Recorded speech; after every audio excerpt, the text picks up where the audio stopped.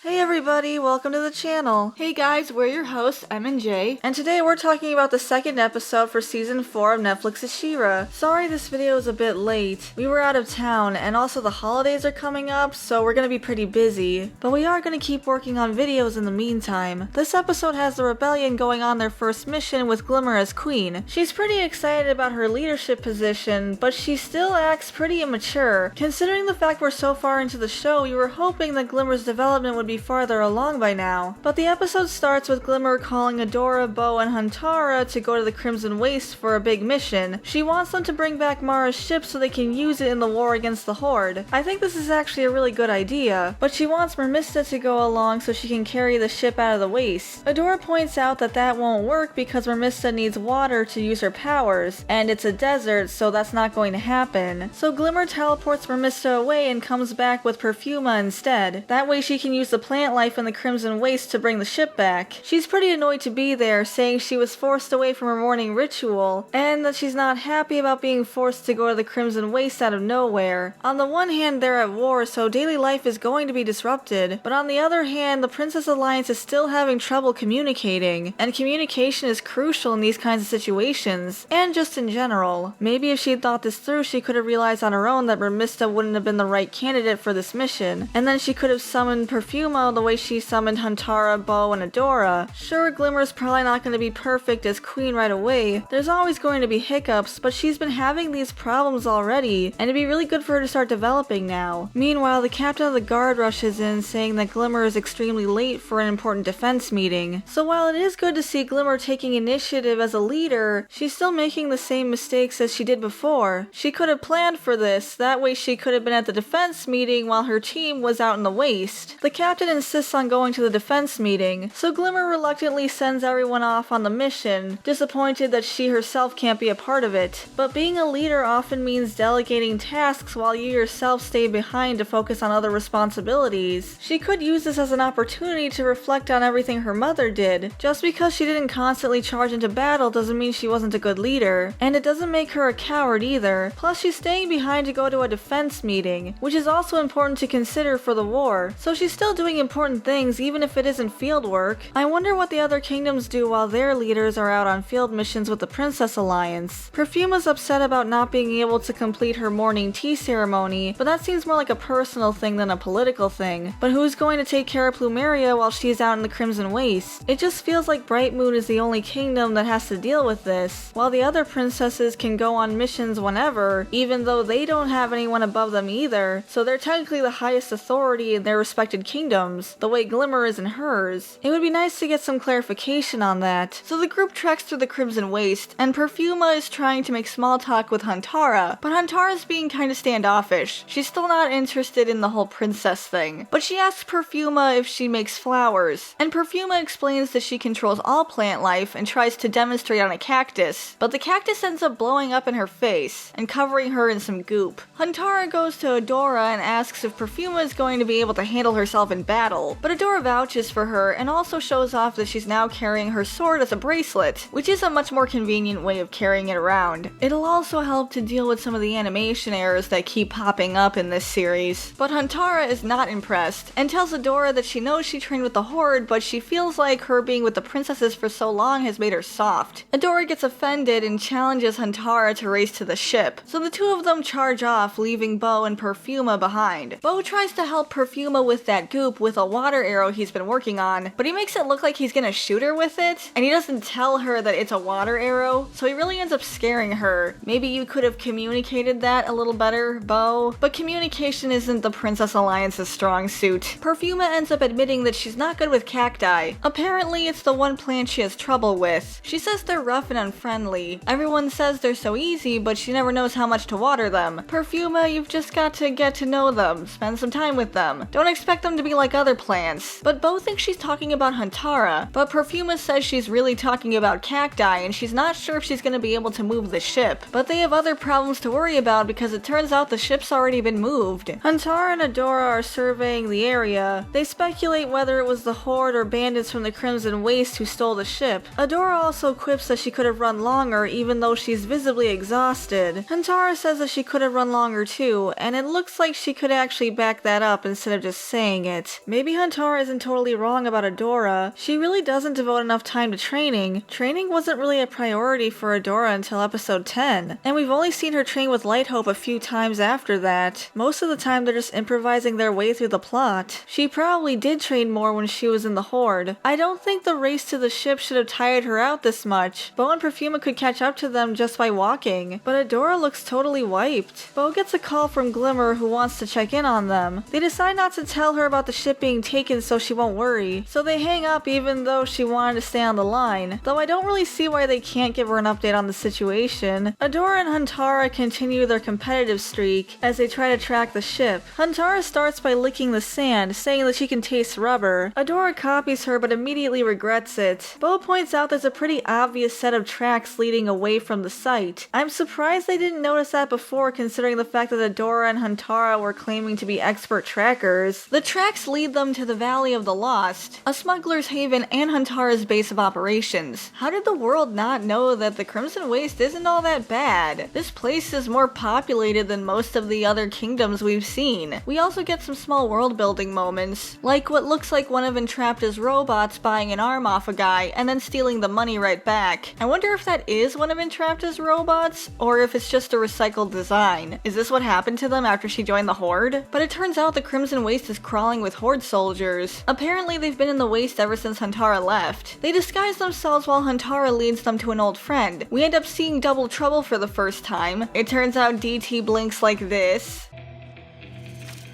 I knew those eyes creeped me out. It turns out Catra's goons are here too, which means Catra's probably around somewhere. Huntara's mad because they're her goons and she hasn't gotten the chance to fire them yet, but Perfuma says they should avoid confrontation. Huntara tries to shame her by calling her Flower Girl, but Adora sticks up for her, saying that she's right, they should be avoiding confrontation, since that's not their mission. So Huntara tells them she'll just take them to someone who can help. Meanwhile, Catra and the Horde are raiding Mara's ship for parts so they can make new weapons. Basically, Hordak is stuck in his lab working on projects while Catra is taking charge in the field. She bosses Scorpia around, and Scorpia carries a bunch of boxes while apologizing profusely to Catra. She turns around only for Scorpia to show up behind her, despite the fact that we just saw her walk out of the room. Scorpia is being very flirty and coy with Catra, the complete opposite of the way she was being just a second ago, so it's pretty easy to tell if this isn't actually Scorpia. Catra can tell something is up and she's not amused, so she grabs the fake Scorpia and pushes her against the wall. The real Scorpia comes back just then, and freaks out when she sees her doppelganger. Although oddly enough, Catra isn't really reacting to this at all. You'd think this would bother her a little bit, but it doesn't seem to faze her. Scorpia, on the other hand, is freaking out, and this is actually what annoys Catra. Her eye even starts twitching, but I can't blame her for trying to process this. At first she speculates that it's a long-lost twin, but then dismisses the idea, saying that Hordak probably just cloned her. Apparently she signed a lot of paperwork in the past. It actually would be interesting if Hordak had clones of his subordinates, and then he used those clones to make up his army, kinda like Star Wars The Clone Wars, although Hordak has far from perfected his cloning technology. But I digress. Catra demands answers from the imposter. It's pretty obvious that it's Double Trouble, but DT messes with them by transforming into Catra right in front of their eyes, and this time Catra does freak out about it. I guess it only gets under her skin if it's her being replaced. It then cuts back to the Princess Alliance. Perfuma isn't sure if they can trust Huntara's contact, but they're already there, and Huntara takes the opportunity to tease her again. We meet Huntara's contact, a woman named Grux. There's actually a character from the original named Grux, but they have nothing to do with each other. He was a troll, and also male, while this Grux is confirmed female, but with some very masculine traits. And I don't think she's a troll. It's like they had some name tags lying around and decided to stick it on this character. I would have honestly preferred if they had just given this character a new name. There's no point in these two sharing a name, and nothing would have changed if they had gone with a different one. Grux tells them to come in because it's not safe with the Horde around. She says they've been a real problem and they're hurting her business, but that she's happy to see Huntara. Huntara tells her that they need to find a ship, and Grux says that she can help, but Huntara didn't specify that they were looking for Mara's ship. How does she know she doesn't just mean a ship to get out of the waste? So Grux goes digging through some things, and she ends up pulling out a Horde jacket. You'd think she would try to hide that better if she's going to betray them. Bo notices it, but he doesn't say anything. He just looks surprised. So Grux pulls out a horn and reminds Huntara that she can't trust anyone in the Crimson Waste, and ends up blowing it, so now the Horde knows they're there. Huntara's angry, but Grux just tells her she's gone soft. They run for it, but run into Huntara's old goons. Adora transforms into She-Ra and tells Perfuma to use a cactus to block off the alley, but Perfuma is still struggling with cacti, so it ends up spraying needles in her face. Is she really not able to just create vines? The Fright Zone doesn't have any plants, but she was still able to make plants there. They end up having to run into an alley, even though I think they could have taken them. They fought them before with no problem. They hide behind some boxes and Glimmer ends up calling, which makes a lot of noise from the tracker pad beeping and also Glimmer being really loud. She just called to complain how bored she is in this meeting, but we don't actually get to see it. You'd think a defense meeting would be pretty important. Bo tells her they can't talk right now because they're hiding in a smuggler's den, and she's actually excited about that. She says it sounds fun, but Bo says he has to call her back and hangs up even though she's protesting. It cuts back to the Horde where Double Trouble finally introduces themselves. We've already talked a lot about this character, so I'll try to make this brief, but it's the same situation as Grux where this character has nothing to do with the original and is basically a complete departure from it. They also don't address the whole non-binary thing in the show proper, and only use the they-them pronouns a couple times throughout the 13 episodes of the season, so it's kind of easy to miss, even though it was so heavily marketed. But Double Trouble says they're going to be best friends, which sets off Catra, saying that she's done with best friends, while she puts DT in handcuffs. DT is being pretty cryptic about everything when Catra asks questions. Catra demands that they stop copying her, so DT transforms back into the lizard elf form. Catra also asks if this is DT's true form, which is something we were wondering too, but DT just says more or less, which is still pretty cryptic. Anyway, DT says that they'll help out the Horde for a price, and if they aren't interested, they can just go to the other side. I wonder why DT went to the Horde first. We saw DT earlier looking at Adora and the others, almost like they knew who they were, but we don't really get any insight to DT's thought process. Catra questions how DT is going to be able to get to the other side since she has the upper hand, only for DT to remove the handcuffs, which is basically what gets Catra's attention, and interested in the transformation abilities. Though DT gets annoyed when Catra calls it changing instead of transforming, because changing isn't a strong enough word. DT's basically a camp theater kid, and kind of fits into the gay best friend trope. They go on and on about how transforming is an art and getting into character, but they get interrupted when a Horde soldier comes in talking about seeing rebels in the valley. Meanwhile, the Princess Alliance is still in hiding. Adora asks Perfuma what happened back there and she admits that she hates cacti. She's also not fond of the Crimson Waste, but I think it's better than the Fright Zone. Huntara is also disappointed about what's happened to the Crimson Waste, and it's the first time that she and Perfuma can agree on something. Glimmer calls back and she's mad that they hung up on her. It wasn't a good time, Glimmer. Bo tells her it was only because they were running from the Horde, and he also admits that they have Mara's ship, which Adora is not happy about, but there's no point in hiding it. She might as well be informed. She's actually happy about the ship falling into enemy hands. She says it sounds exciting and she can't believe she's missing this for some dumb, boring meeting. She then decides she's going to ditch the meeting so she can join them, even though Adora tells her they've got this under control. I wish Glimmer took being a queen a little more seriously. The fate of the world is in the balance. Adora says they can't wait for Glimmer because they have to find the ship before the Horde takes it to the Fright Zone. It turns out that Bo took the jacket from Grox, which happens to have a Force Captain badge on it. Why would Grox have this? It's not like all Horde soldiers have those badges. Oh well, it's convenient. These badges have a tracking device, and Bo can hack it so he can see where the other Force Captains are. They're probably where the ship is, so they can use that to find it. He says he found out about this after they kidnapped Catra, and he looks upset about it. I don't know why Bo is still on that. He didn't seem to have a problem when they captured Adora or Shadow Weaver, but it is nice to see him do some tech guy stuff on screen for once. They locate the ship and make a plan of attack, where they'll take out the Horde guards while Perfuma moves the ship. But Perfuma is doubting herself and says that they need to come up with another plan. Bo and Adora try to cheer her up and give her confidence by reminding her of the Battle of Bright Moon and the time that they infiltrated the Horde to save Bo after the prom. But she continues to sulk, saying that it doesn't matter because they're stuck in the Crimson Waste and she's just a useless flower girl. But then Huntara jumps in, saying that if she was wrong about Grux, maybe she's wrong about about Perfuma too, and that she's more than just a flower girl, and Huntara's speech is enough to get Perfuma on board. And it is nice to see Huntara reach out to Perfuma, even though they haven't really been getting along that well over the course of the episode. So Adora transforms and they head off to reclaim the ship. The team attacks and they incapacitate the guards pretty easily, but Catra appears and attacks She-Ra. Meanwhile, Huntara and Perfuma go to get the ship. Perfuma tries again with the cacti, but she's still struggling. Huntara gets frustrated, so she starts meditating with Perfuma to try to get her to calm down, and this actually allows her to control the cacti better. But now she's struggling to move the ship because it's just too heavy, but then she realizes she can use the cacti's root system to move the ship more effectively, so she's okay with the roots, it's just the cactus plant itself that bothers her? I'm a little confused, but it's working, so that's good. Huntara admits she was wrong about Perfuma, and is officially impressed with her. It was nice of Huntara to reach out to Perfuma in a way she would understand, instead of just yelling at her to do better or something like that. This is what good communication can accomplish. Some boulders fall on top of the ship, making it harder for Perfuma to move, so Huntara calls She-Ra for help. She's in the middle of fighting Catra, but she traps her behind a grate. She-Ra winks at her through the grate? I was kind of expecting that Adora would be more angry at Catra after everything that happened, with the world almost being torn apart. Bright Moon lost their queen, Glimmer lost her mother, especially since that was a big deal last episode. You'd think she would mention something about it, but I guess things are just back to the way they were, and leaves her there while she runs off to help the ship. She-Ra and Perfuma start glowing, which makes them both stronger so they can lift the ship. She-Ra goes back to get Catra, but she's escaped. She doesn't know how she could have done that, but we know that it's double trouble. The last time Catra saw Adora, she looked like she was really scared. That wasn't brought up here at all, but Double Trouble wouldn't know that. But they all get together and celebrate their victory of getting the ship back, and Huntara and Perfuma apologize to each other about not understanding one another earlier. Perfuma makes a flower crown for Huntara out of cacti? That seems like a mistake. But Glimmer shows up. Apparently she got lost in the ocean. She's been to the Crimson Waste and back before, but she's disappointed because they didn't save any bad guys for her to beat up. But Adora tells her her first mission as queen was a success, so hopefully Glimmer will learn that she can trust the others to do what they have to do, but she's disappointed that she doesn't understand all the inside jokes that they have now. There's also an animation error where Huntara is wearing the flower crown, but she picks up Perfuma to threaten her and the flower crown disappears. Perfuma called her a desert rose and she got mad because it's not a tough enough nickname. She was just joking though. Huntara tells Glimmer she has to stay in the waste to free it from the Horde, so she can't come back with them. I'm glad the show gave her a proper send-off and it didn't just forget that she exists, like it did last season. Meanwhile, the Horde aren't exactly torn up over their loss. Scorpia and Catra are very impressed with DT's performance. Catra says it was a major success because she grew up with Adora, so being able to fool her like this will be fun, although we're personally not very surprised. Despite the two of them growing up together, Adora doesn't really seem to know Catra at all anyway. That's been pretty evident throughout the series. But my biggest issue with this episode is that the status quo has changed, but it doesn't feel like it's changed. The tone still feels pretty lighthearted, even after everything that happened in the last season. It feels like there should be higher stakes, and they should be focusing more on the war. It's also a little weird how Glimmer was so upset last episode, but now it seems like she's back to her old ways. Even though we didn't spend a lot of time with Glimmer this episode, they still could have been a moment of her reflecting on her mother. Instead, we're still doing these zany jokes. It's kind of sad that she rushed out there because she thought it sounded fun and not because it was important. She also dipped out on an important defense meeting. How is anyone in Bright Moon going to trust her if she just keeps disappearing whenever she feels like it? It also would have been nice to get more clarification on Perfuma's power set. Can she create plant life or not? Because she did it before, but this episode made it seem like she was limited to what was available around her. But that was our take on the episode. What did you guys think? How do you think Glimmer did on her first day as queen? We'd love to hear from you, and if you enjoyed this episode, you can leave a like and subscribe to our channel to see more content like this. And we'll see you all in the next video. Bye everyone. Bye guys.